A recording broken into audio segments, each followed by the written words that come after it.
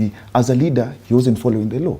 Now we come back home, we have one who flouted the laws during COVID-19 and is now a governor. So you look at how things are, or how we do our things, and we are trying to raise our political landscape, but we forget that integrity is very key. Because there's no leadership without integrity. There has to be something that prevents you from going over and above what is beyond your mandate. Yeah. So at the end of the day, I believe, personally, I am not even looking forward to the vetting process. Right. Because if this is the same parliament where a certain individual, I don't want to mention names, as they call him, or they make jabs during their sessions, a certain individual the other time passed their courtesy of the only document he has that was a birth certificate. What more do you need from the parliament? So I'm just waiting to see. It will be a charade. There will be some shouting, but at the end of the day, thief A will pass thief B and life will go on. You know, I had members of parliament here yesterday, and true to it, I would want to agree to what Nordin says, that it is almost as clear as day, you know, that these ones are going to sail through. Based on the numbers that are at the level of parliaments, and based on party affiliation, and they even remind us that the president and the deputy cannot lock some of these individuals out on basis of the fact that they have active cases, because they themselves have active cases. Linda, this country, I remember during BBI, we had a section that we formed, was a section where we were talking about us having ethics. And ethics was defined as the intuition in you that tells you if this is a situation where you should work or you should let go. So one of the very, very, very difficult things in this world is a human to judge themselves. And that's why we normally all the time talk of others and we don't talk of ourselves. But either way, half of that cabinet should not pass through because they have integrity issues. We are not judging, saying that they have done anything wrong. But having a case running, surely you should not have a public seat. But someone will ask me, but Eric, you were voted when you had an active case. Well, yes. And that is why I'm saying intuition. And then we should strengthen the what do you call this? The integrity department is called what? Ethics and anti-corruption. Yes. They should always give report. Like now, they can write a report of each and every person and give that report to Parliament. You might need to know that the survival of EACC is on the balance, and you've had these talks of even members of Parliament suggesting that really this is a toothless body. What is it doing? Should we disband this office? We have the DCI, we have the DPP. Why should we have this as an agency? That's what I'm saying. Look, when we are taking these guys to Parliament for vetting, Parliament don't know these people. They are told who these people are by agencies. One of the agencies that should write a report of each person is what? The Integrity Agency. And write about the story of each person. Okay? If there are court cases, what they have done, why the court cases are still there, and if there is corruption cases. So from the report, the Parliament makes a decision.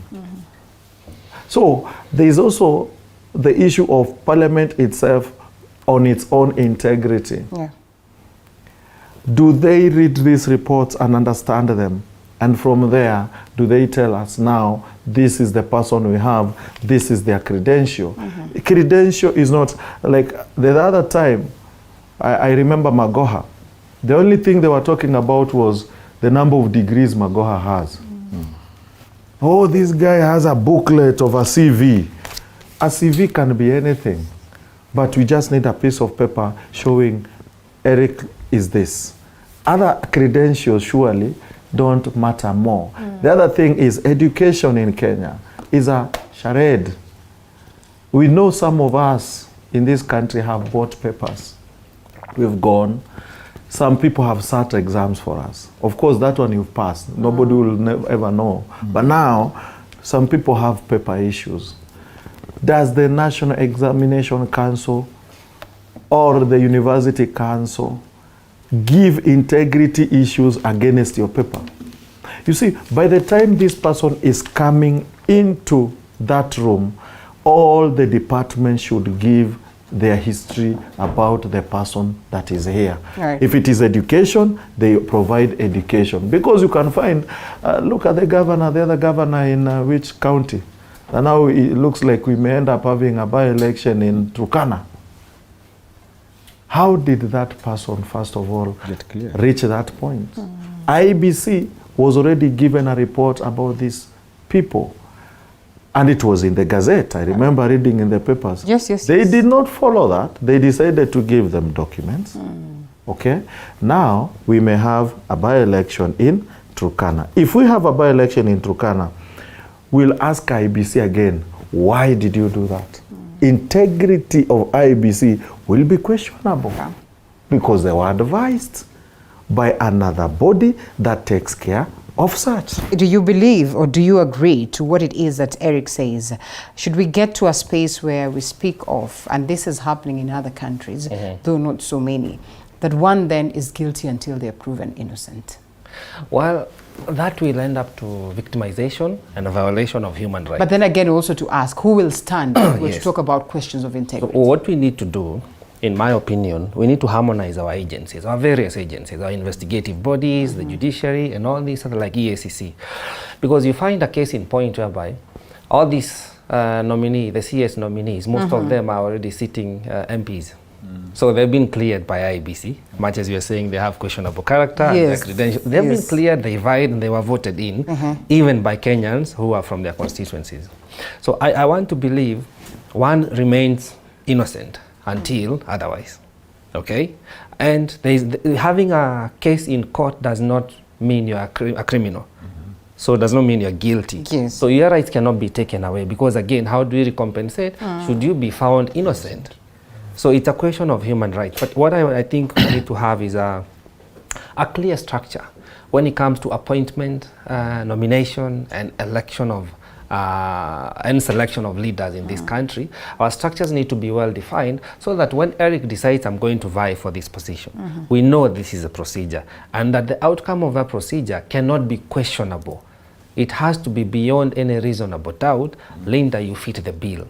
So then we can now look into other issues of competence. But in matters of qualification, like you're saying, it will be very, very sad actually for the people of Turkana to have to go back to a by-election because of an oversight lapse by IBC, oversight lapse by the NEC, the National Education, because they must have provided a certificate of education to this person.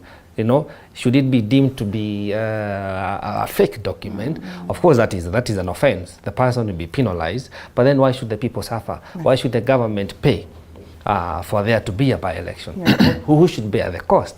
So we have to agree that our systems, our structures, they need harmonization. You know, that's what I would go for. They need harmonization, so that you know when Nudin next time says he wants to be a speaker of this position. We saw in Nairobi. I hope it was not any malice, but we saw a whooping 7 people being disqualified. And I know a colleague of mine was trying to vie for the position. In my opinion, they were qualified, but they were locked out. So why? And the criteria is very clear. Right. So there's a lot to do. A lot to do, yes. Before we move from that, you see, what we need to do, because, you know, we can't say we take away your rights, as he's saying, because the law has to follow its course, and if you're found guilty, then whatever happens after that is upon what the penal code actually prescribes. But now, if you... But how much of taking of rights is that? And like I said, there are countries that this is happening. You have rightfully put it that, you know, in Britain, on very, you know, issues that you would consider minor and petty, you find someone actually saying that I resign. They say I step aside let investigations be conducted. If I am found guilty, then yes, I am out of the office. If I am given the clean bill of health, then perhaps the people will consider whether I come back or not. It is happening. And as many would argue, while President William Ruto is flexing his muscle, adjusting and making necessary adjustments from what was with his, previous, or with the previous reign, as he makes adjustments to bring other people on board. Reality is that if there's something that he has to face and face hard, is a question of corruption. There's a question of aligning these matters of integrity. Do you suppose that if we continue doing the same thing, the way we've been doing years in, years out, we're going to get anything fruitful in terms of dealing with that? It will be doing the same thing, expecting different results. You see, so it gets to a point where you call for such. The sad reality is that the level of integrity in Kenya is so low. That is why whatever you just quoted, saying that I will step, that term step aside for investigations was during Kibaki's tenure. That's when it started. People were stepping aside courtesy of allegations. If you are found culpable, you never come back. Those who came back, albeit political or maybe because they were clear, they came back. And that's how it has to be. You see, but sadly, people think about their stomachs in Kenya, and politics has to be played. And someone feels like if I step aside and then somebody else takes up this slot that I was given, it will never come back to me. And so they feel like I am aggrieved. So I believe we need a time frame. For example, such cases need to be cleared early enough, so that we know, like you rightfully said, for you to vie for a seat, if there are any questions on your character, on anything that you have done, on the integrity threshold that you have, that case needs to commence as soon as possible. It needs to be completed, so that if you're found unfit for office, you never get any state office. But if you are found that maybe it was just political witch hunt or whatever, you can now assume office. Before we forget, there's a criteria that people tend to forget during this vetting process for members of cabinet. The one thing that happens is you give your wealth declaration. I remember, I think the highest person to give the declaration, I think, was Kiunjuri, 900 million. Now, what we would like to know as a country is that when you come in and you declare, let's say, 100 million, after 5 years, we need to have another declaration. Because if you came in with 100 million and then now you are worth $1 billion, we need to know what changed in between. Are there kickbacks? Yet we know your salary. Exactly. Remember the hashtag, we know your salary. That is the wealth declaration we need to have. Because people tend to forget that once they declare wealth, it doesn't stay constant. Okay? Yes. Like, for example, if we were a country that is serious, we should be knowing what those who just left cabinet are now worth. Vis-a-vis what they were when they got into office. And then we bring questions. Now, that will be tackling corruption. But see, because we don't, we only look at, oh, he went to university. Maybe the papers are questionable. Someone bought them somewhere. So it needs to be, that is proper vetting. It needs to be a serious vetting. But as you rightfully said, it is a political process, sadly, instead of a legal process. And whatever the government wants, it gets, sadly. And it brings us back to the sad issue of tyranny of numbers. And we all remember what happened during tyranny of numbers. Bills were being passed helter-skelter, which at the end of the day were found to be unconstitutional. So I really hope and pray that this parliament, we are not sure how it is so far, because the other one was captured, it ran away, then it was recaptured again. We hope this parliament will try to be independent, because if it becomes independent, then it will serve us as their representatives. But if it doesn't, then we're just in for another tyranny of numbers for the next 5 years, which we don't know who that is going to be serving, either us or the government, sadly. Okay. I will assume that we're privy to the information or the events of yesterday, or the information on the events of yesterday.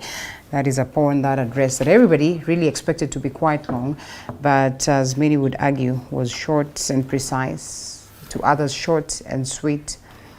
And the shortest ever since the times we've had presidents coming to power and addressing, the houses or the house, for the very first time.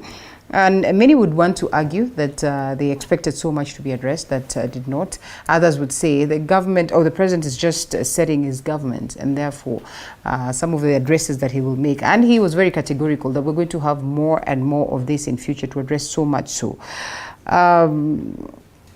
Eric Regalo, weeks into the president's, take of reign, and many say within this short time 16 days, 17 days, so much has happened. He has made lots of adjustments. Some actually argued that that was, you know, an informal way of handling matters, owing to the fact that he did not have a government, he did not have a cabinet, he still does not have a cabinet. And maybe that's the reason why he could not speak much yesterday, because he's waiting for a cabinet, and, you know, most of these people will be advising him on what to say. Most of these people will be gathering facts for him on what it is that he says as he goes out to address the nation. What do you make of yesterday's, and do you suppose there are matters that were crucial that he could have touched that he did not? Personally, I would have expected something to do with devolution, which he did not go big on. But what do you make of it generally? Devolution to me is an issue, and it is an issue because one, it was not part of his cabinet positions. Devolution missed out in yesterday's address, and as you remember, Uhuru Kenyatta is the first president to handle devolution, and there is much to be handled in devolution. One of the things is water. Water should not be handled at national level.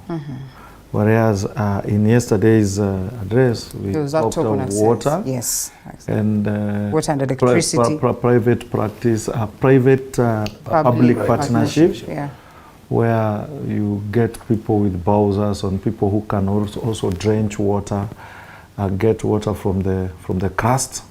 We'll work with the government, but that is the work of governors, and that begs a question, even a question of agriculture, productivity, and some of these are devolved units. Issues about health. Health is fully devolved, questionable, or what is devolution? So I'm expecting the government, if we really, we should talk of devolution and devolved things. We are going to now to the another phase of the, after 10 years is another 50, we are now going to 15 years of devolution, and devolution should really be left to the people who are supposed to handle it now. We should not be talking about them in the national level.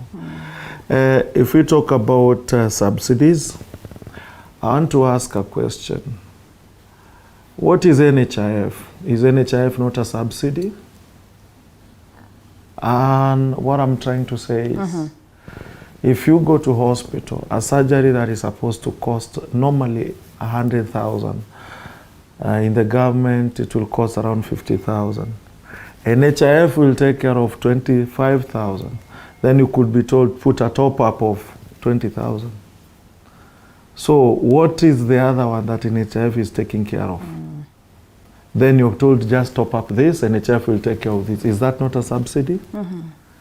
And the amount of money you've chucked on NHIF in that year is only 6,000. right. But you'll go to a surgery of 100,000.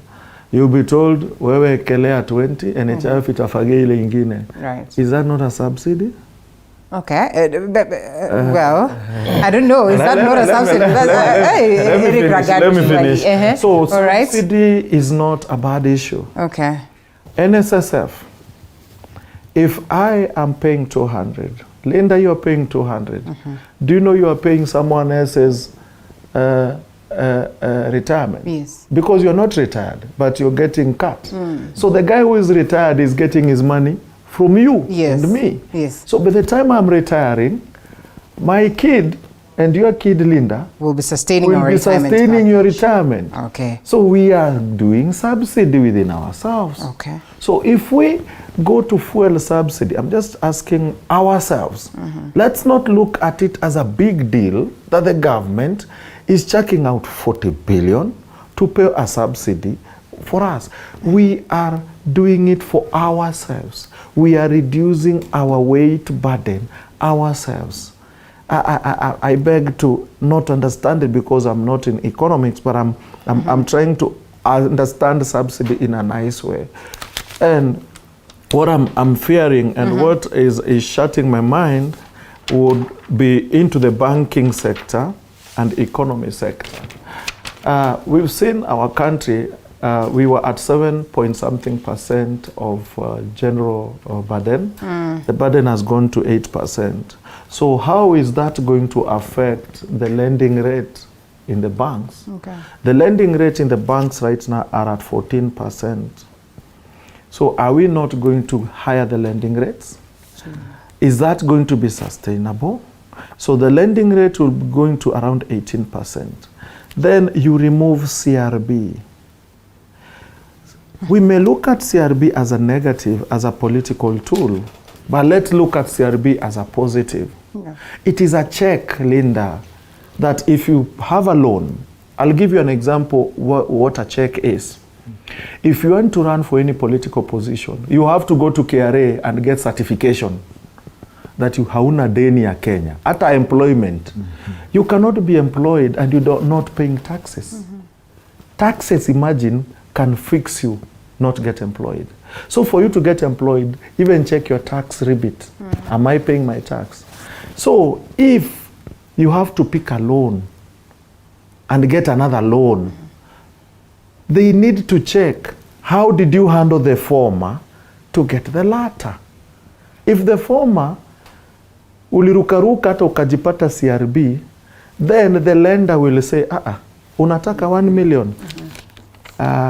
Looking at your situation, 1 million could be hard because your history looks like this. But you also know that some of these histories people are forced into based on how radical and based on how tough some of the measures are presented. Like you rightfully put it, 40% interest rate is no joke, Eric Regalo. The high cost of living as it stands right now. When you're going to pick a loan, yes, you sign that I am sure that I'll be able to take care of this. easier said than done. Let's take a short break and then come back with that very note. Hi, Eric.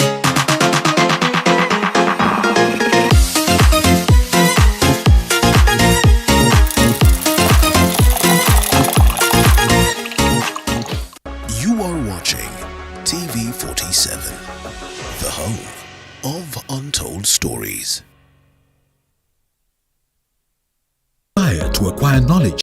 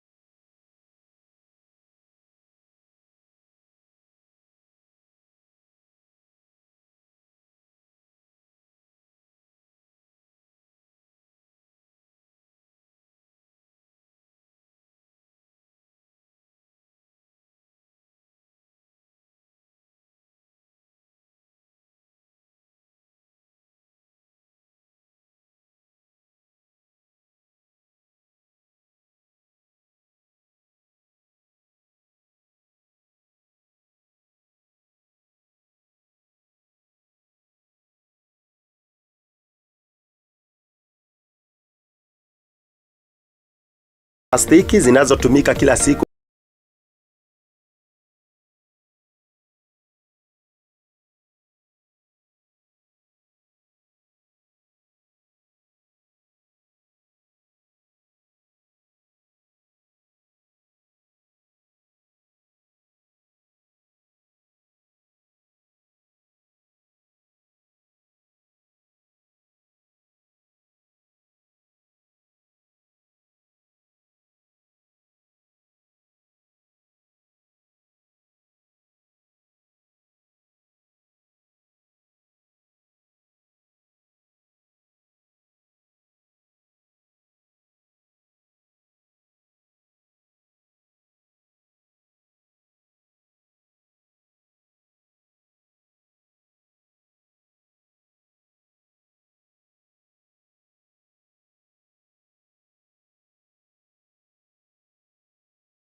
maradufu, kutuliza kikohozi,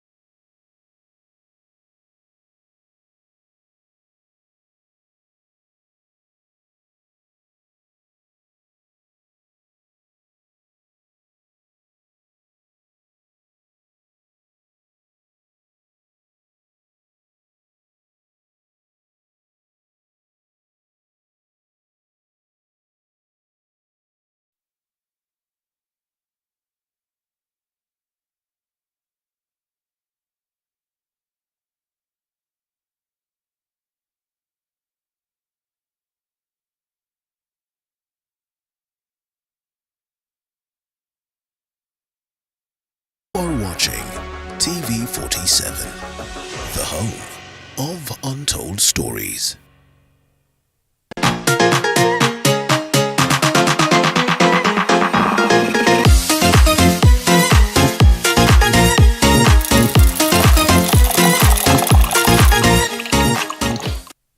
Now, Eric Regalo, we have Josephat Kamanya as well as Nordin Kagai as we unpack the events of yesterday and generally what is playing out in the country.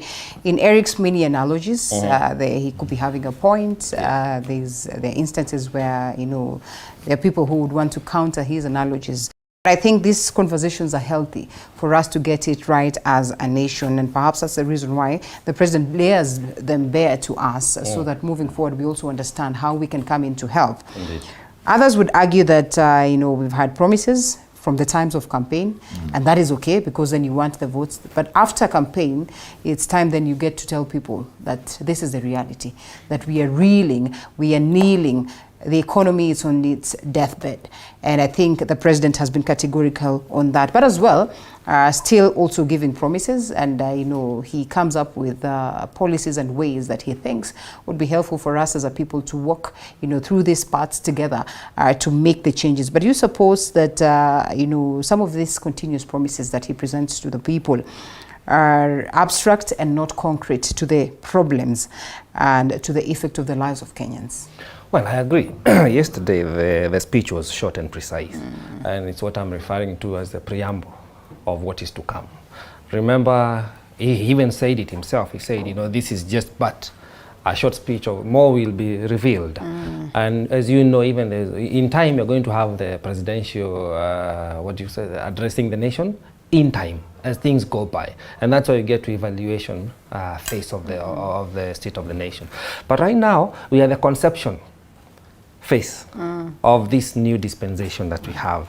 And like I said, the Murife don't run moment was yesterday, where he's saying, guys, we have work to do. That's true. And I need your support. Right. Because he said he's going to run a very open and transparent administration.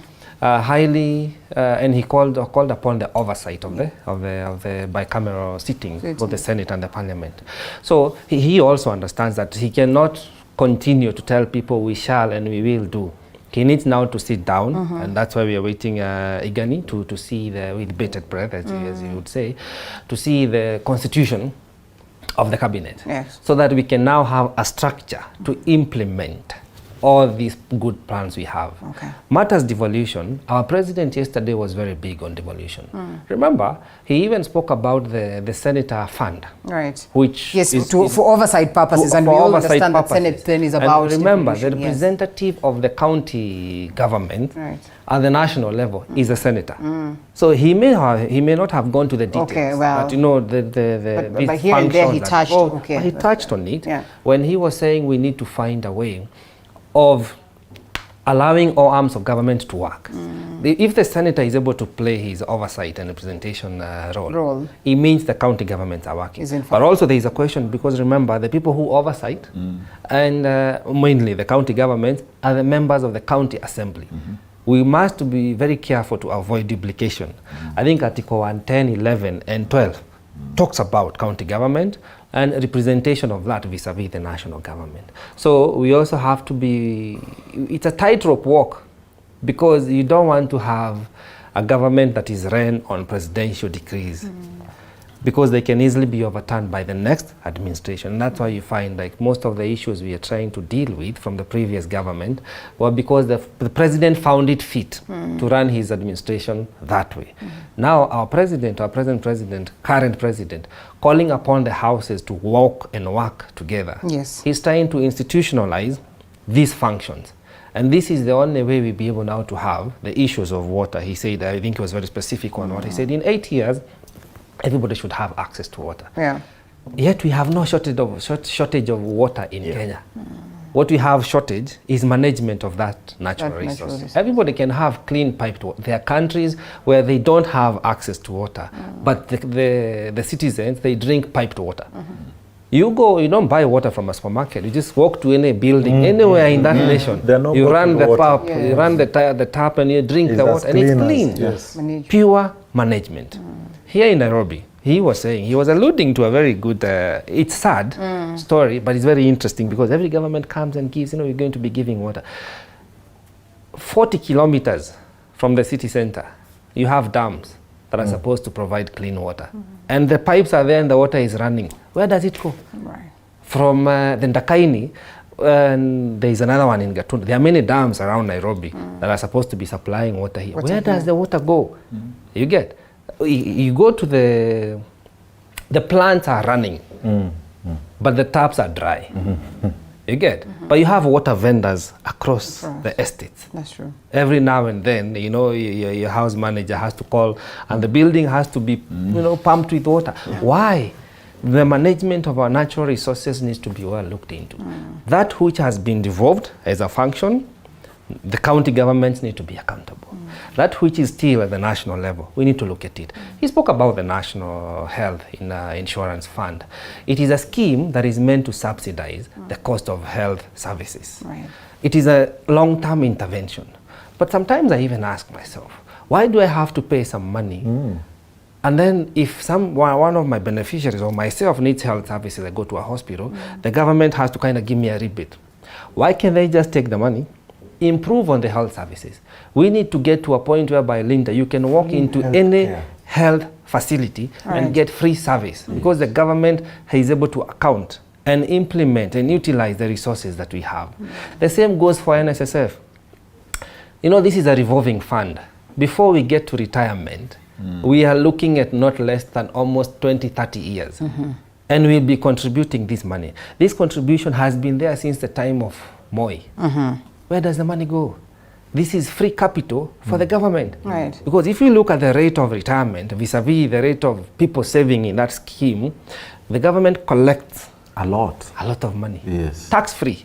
And that's why even the president was saying we can give you 50% interest on your saving, because you'll need that money, Linda, how many years from now? 30 years from now. How much money the government have generated from that capital? So he did spoke about devolution, to bring the point home. He called upon the houses to be accountable. But what we are looking for is a constitution of the cabinet. Because again, remember, this will be chaired by the deputy president. Yes. And as he chairs all these committees, there has to be a very clear understanding on the role and the voice of the president through the vice president, and vice versa. Remember, just last week we had the comment on the Shamba system, which it is not, apparently, it is not the official position of the current government. We don't want to have those collusion of statements going on. I think we have to allow ourselves as Kenyans, and more so as leaders, to be accountable for what they say. Right. If the president says something, and we said here last time, if you disagree with the president, does not mean you become the enemy of the state. Of the state, that's you're true. just calling people to, calling them out. Yeah, so Right, that's true. Nordine, it appears like the president then comes to Parliament, perhaps does not address so much so of what Parliament should do, but as well, you know, in his address, first sessions, appreciating the formation, appreciating the fact that this is an arm of government that should be accorded that respect, but also appreciating that it's the very same arm of government that is tasked to pass the bills, as well, some instances, you know, make sure that they chart way forward on the budgeting processes and all that. And in a way, he says, please, when we come to you to ask for money for the bottom-up approach, please do not say no. When we come to you to say, please make adjustments for making sure there is pesa mfukoni, please do not say no to that. Just how much of performance will we expect from the bicameral house, the 13th parliament for that matter, and especially when it comes to articulating the interests of the people of Kenya and those ones of the current government, which we hope will as well align to the needs of the people? First and foremost, I think he congratulated them by saying that I think they're the first parliament to retain most members of parliament. Yes. I think 172 or something. Yes. 190. Up from around yeah. By half, yeah. That's a big number because most of the time they go home 70-75% of them. So I believe what they need to understand is that in as much as you are elected under Kenya Kwanza or Azimio, when it comes to matters to do with parliament, you know, there's this misconception that I'm in Kenya Kwanza, my president is William Ruto, he won, so oversight is on Azimio. That is where you go wrong. A member of parliament has three functions. That is representation, that is oversight, and legislation. So most of them forget that, and that is why you see they are more concerned about CDF than the bills are meant to pass in parliament. You get, and that is why when serious bills are being passed in parliament, like when the finance bill back then was being passed, most of them are not in parliament. So when 16% was put on LPG, they didn't even know. So you'd meet them in shows, you tell them that, they look at you surprised. But when you ask them, what have you done in 5 years? Nilijenga choo. Courtesy of CDF. Right. And that is why personally I believe they don't need that CDF, if you ask me. They don't need that. So They don't. They don't need the CDF. president thinks that they do. He even says that a Senate as well should get some oversight. The funds. president say let the community needs the CDF. The CDF. It does not necessarily have to be managed by the members of parliament. But this was on the basis of making sure that these houses then have the funding for oversight purposes. So how can you say it does not necessarily mean that it comes from the parliament? My problem with CDF is that it is more or less a mechanism that the executive uses to control the members of parliament. Okay. So when you're given money and they misappropriate the funds, and you know most of these politicians have files. Right. The government has a file. So when you start making noise, by the way the government is misappropriating funds, they tell you, my friend, your CDF, ABCD is missing. And vice versa, because there are times there have been delays on the disbursement of these funds for CDF. Yes. And also the members of parliament say that we're not going to pass these bills. Exactly. We're not going to do this because the money is not there. Yeah. The same now goes to the Senate that now is seeking the oversight fund. Yes. I believe they don't need it as well. Because this comes immediately from the senator from Nakuru saying, utafute pesa ya mafuta ya kuzunguka county. They fail to understand. There's a reason why there's a hierarchy. There's a reason why there's an MCA. There's an MP. Okay. There's a senator. There's a governor. You as a senator of Nairobi, for example, that is Edwin Sifuna right now, issues that people in Nairobi are facing. Let's take for example Dagoretti that is trending today, courtesy of the statement from the First Lady. If Dagoretti, let's say North or South has issues, if you take, for example, North where I come from, there are 5 MCAs. There's an MP. I'm the senator. What is so hard with you meeting with these people, discussing with them whatever is happening, meet with the governor as well, and then come up with a solution? This issue of I want to move around. What are you moving around Nairobi doing? Are you a tourist? You're saying you're moving around. What are you moving around? Because at the end of the day, there's an MCA who is in touch with the local mwananchi there on a daily basis. So you're moving around doing what? But these MCAs have appeared to witch hunt so much. And also, before I forget, and also the same Senate, there's something they started. I don't know why they stopped. Something called Senate Mashinani. Why do you need now to move around if Senate Mashinani can be done properly? Because you see, even the parliament that we have, there's this misconception that parliament is a building. They're supposed to meet there where they were yesterday. They can even have parliament anywhere in the face of this country. So this issue of moving around should not arise. Because you need to go to the people. It doesn't mean now that you need money for, because what they are failing short of saying is that we want that mileage allowance. They're just coming up with fancy names for the allowances, the MPs. Want to get some more. Because now, when you move from that, they might come tomorrow and say, we want a legislation fund. We want a budget fund. We want a representation fund. And we are saying as a country, yesterday the president was saying, we need to save. Now, how are we saving? How are we saving? So we are saving from this pocket and bleeding the other pocket. It doesn't work that way for me. Briefly, Linda, yes. we don't need a CDF. And I really don't like hearing CDF. Why? CDF has a very simple function. Schools. And security. And security. Okay? Who is supposed to handle security? The provincial administration. So CDF is handling security. How? With which money? So why are we double doing jobs? You give CDF money for security, and you have OCS police and all that, and you have DCC and everybody handling security. CDF is handling security. We have the government and the Ministry of Health handling education. Yeah. Okay? CDF is coming in as a construction part of the Ministry of Education. So CDF function in kujenga manyumba, kujenga choo, kuweka mabati, inakuwa sasa hiyo ni shule. I mean, why can't the government do its job? Why do you duplicate things in the name of CDF? Why don't you give governors enough money? Through, not governor per se, let me not use that and word. there's some governors who've been given money. It's as if the governor is giving him money. Yes. Let me use the right word. Why don't you give counties enough money to do that job? Okay? When they do that job, we'll have enough students in classes, and security department assists them, give security upper hand to handle security. And you will be happy.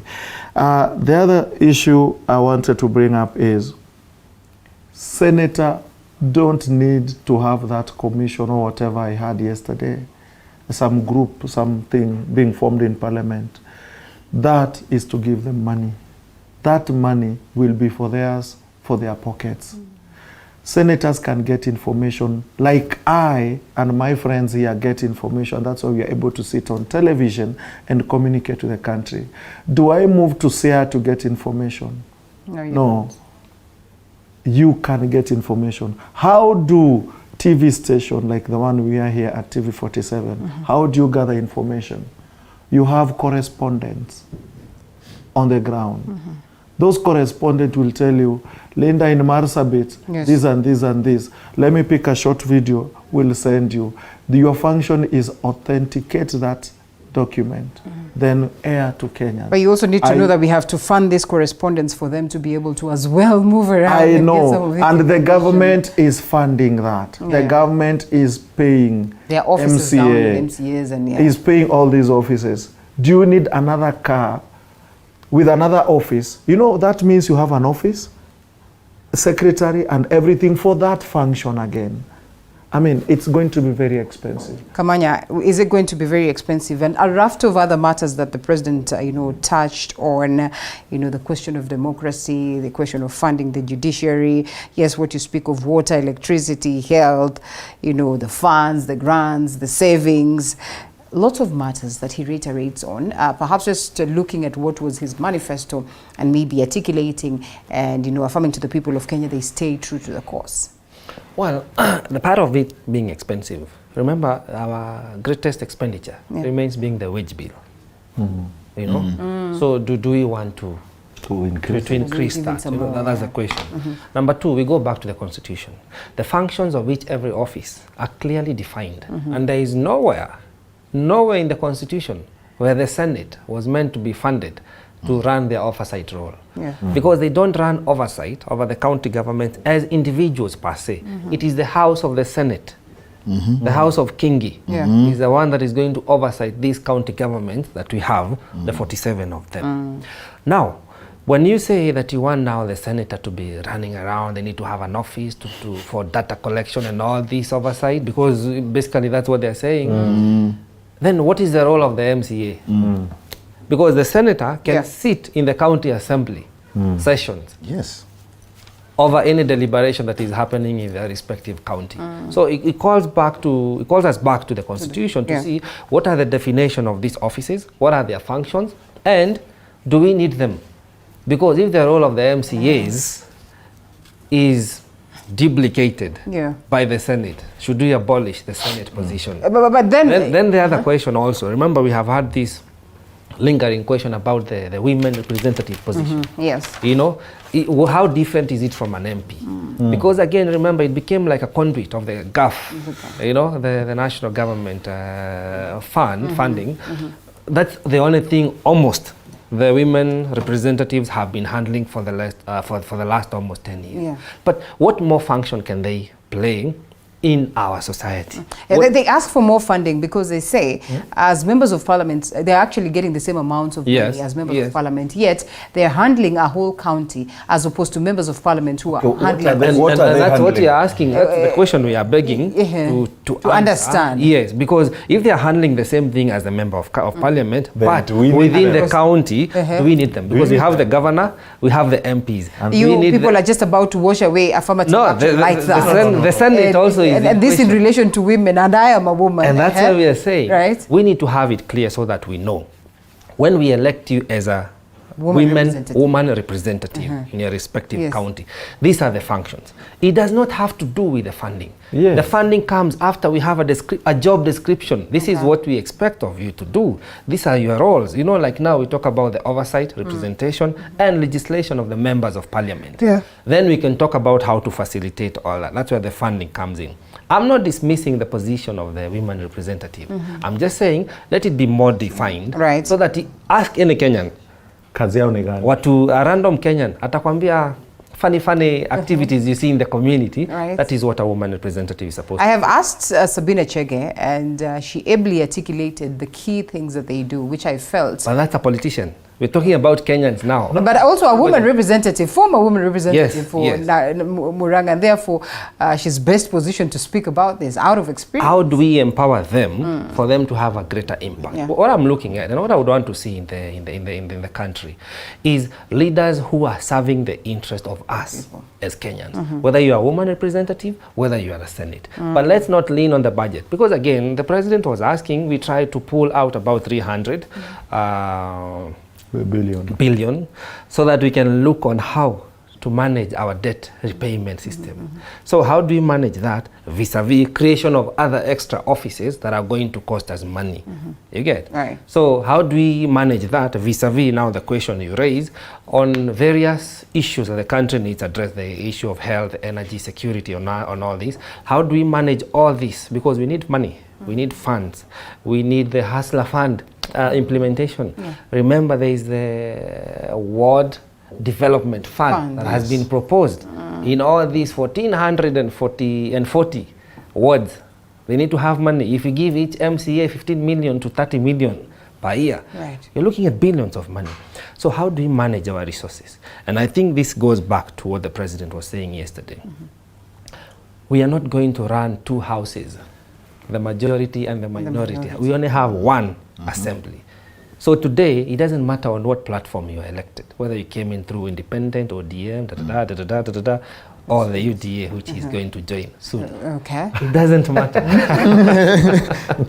What matters is that now you are sitting in this house. Service to the people. You need to serve the people. And you need to help me as your president, as the executive, not as an individual now. We have the executive, you guys are the legislative arm. Let's work together and also have these persons on the peripheral, the judiciary, do their work, so that now these issues of integrity don't arise. I think that's what he was trying to say yesterday. Let's come together, the three arms of government. Let's try to find a way, formulate a formula that we can work with.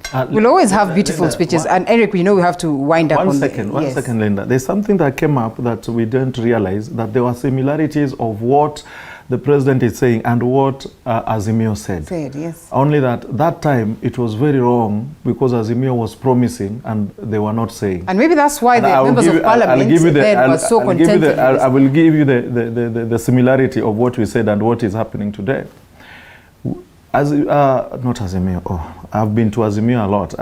Kenya Kwanza have promised to give anybody who will do 6,000 savings. Some extra. So you save a day 2 shillings, the government gives you 1 shilling. So that, aren't they giving free money that you are giving? So for example, they are going to use 46 billion. Yeah. Kenyan workers, informal workers were about 14 million. Yes. So right now informal workers are around 15 million. So you give 3,000 extra. 15, that's 45.7, 46 billion. This 46 billion you're giving to Kenya workers, 50 million. We were going to give 6,000 to very poor household, which was coming to around 50 billion. And is that not the same amount of money? Are we not doing the way Azimio are doing? So are they also not Azimionated today? As we sum it up, good question. Good question. And I mean, that is what, you realize that even the Azimio members of parliament were a little bit contented with their speech. But then the questions were the how after that, after all said and done. What about the priorities? What about the 100 days that you spoke of? What about the high cost of living? Just how? And true to it, also saying that a majority of the things that he has spoken or alluded to are things that we as Azimio believed in. Is that not the so we sum it up. You see, a minute. The thing is, when you look at the members of parliament yesterday, it's more or less, everyone was talking about how the speech was short. It's like they've been under pains to attend sessions where the speech was longer than that, which is quite funny, because every single one before they spoke, they say, and today's speech was short. Yeah. And today's speech, meaning they used to sit and maybe they were in pains, but that's all for another day. Now, you see now the president is post-promising, because now the promises you made have to be done. Yeah. And you can no longer talk about a deep state or a system. Now the people need actions. Those who bought into the manifesto, for example, they need to see how it's going to be actualized. Yeah. He talked about the 300 billion that is meant to be cut. We need to know where exactly that money will be taken from. Right? What, because you just say 300 billion, that's a very big number. So we need to know where it's going to be taken out from. And then also, what he needs to tackle as well is corruption. Because when you say, let us say, for example, release the money, whatever, MPs come up with good bills, and you're not tackling corruption. You'll be getting money, but the same money gets stolen. So you'll be doing a zero-sum game at the end of the day. Okay, we have to close. What I believe is, what I congratulate him for is that the fact that he understands that as a president, a symbol of unity.